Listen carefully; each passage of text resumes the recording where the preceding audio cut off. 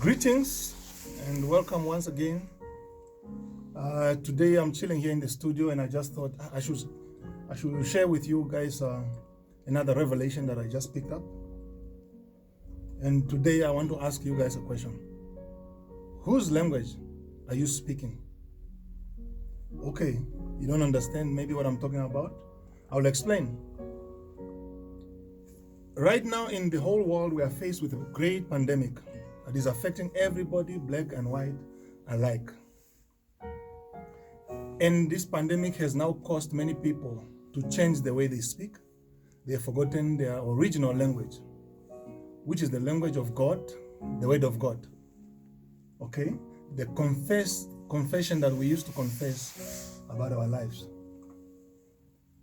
In the book of Daniel chapter 1, there is a story there about a guy or a king called King Nebuchadnezzar of Babylon.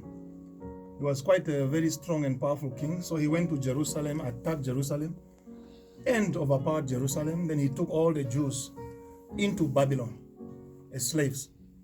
While in Babylon, the king ordered one of his officials and he said, I want you to select for me good-looking guys from among the Jews, those who are quick to learn and understand the philosophies and literatures of the Babylonians.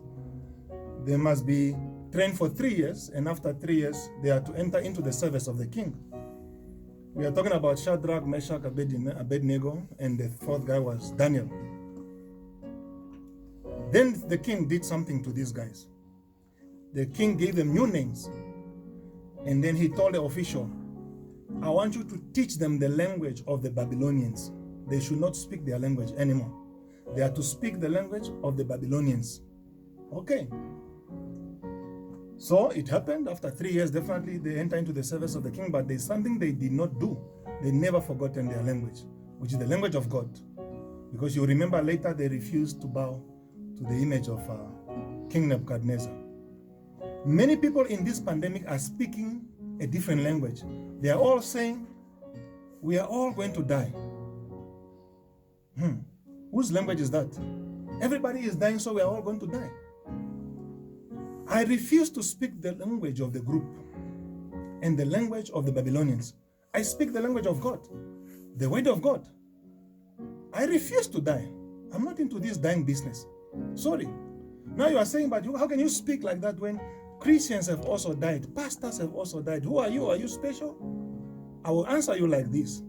My relationship with God and their relationship with God is personal and is different. How they worshipped and walked with God, I don't know. But I know my God. I'll give you another example. Moses is sending spies into the land of Canaan to go and spy the land and bring back the report so that they know what to do when they attack the land. Among all these spies that came from Israel into Canaan and came back to report to Moses, there was Caleb and his friends. They spoke the word of God, the language of God, and they said, we are able to attack and conquer the land of Canaan. But the rest of the group said, no, we cannot overpower these people are giants. They are the sons of Anak. We looked like grasshoppers in our own eyes.